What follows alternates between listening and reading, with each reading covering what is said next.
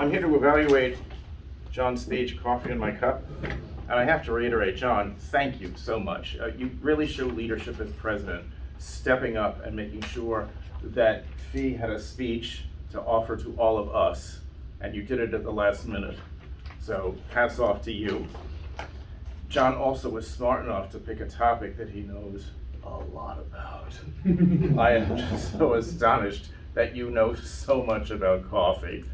So that's, if you have to do an impromptu speech, the best thing to do, among several things that John did, is to pick something that you know at that level of detail and that you could just speak about freely, as John did.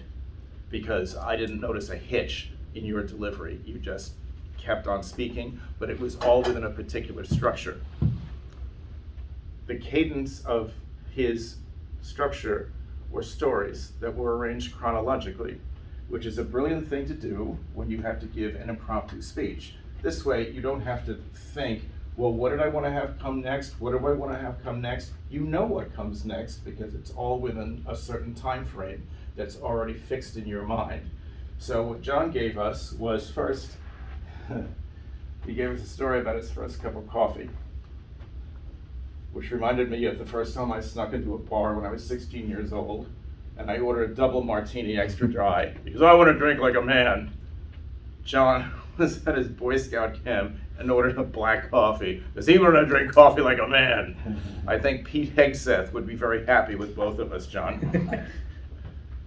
Then he went through the history of what coffee drinks were in vogue over periods of time. He described them as waves. We got wave 1, we got wave 2, we got wave 3. And I'm sitting here, I think like many of you, marveling, like, how does he know all of this?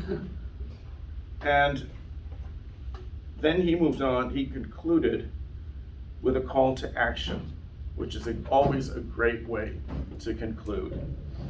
I'd like to share some comments about delivery.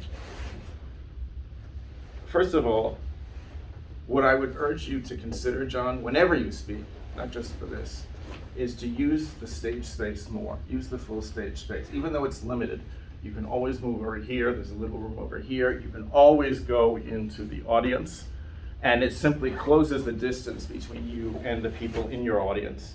I'd also urge John to push his eye contact. I know that can be difficult when you're speaking impromptu because you want to let thoughts float to the top of your head. But to the extent that we can, it's always a good idea to hold someone's eyes for a phrase or a sentence and connect with them and see how they're receiving our message.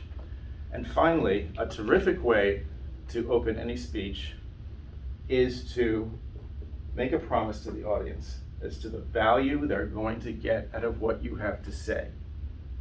So something that John might consider is, I want to talk to you about coffee. We all love coffee, right? I'm going to tell you more about the history of coffee than probably you ever wanted to know. But at the end, I'm going to share a secret with you, how to get the most out of your coffee. And then when you wrap it up with your call to action, and I think your very words were, if you like coffee, learn to roast your coffee. Great call to action, great way to wrap up a speech. But this way, at the get-go, you make us a promise, and then you pay it off at the end. All in all, really fun speech. I'm gonna go home now and have an espresso.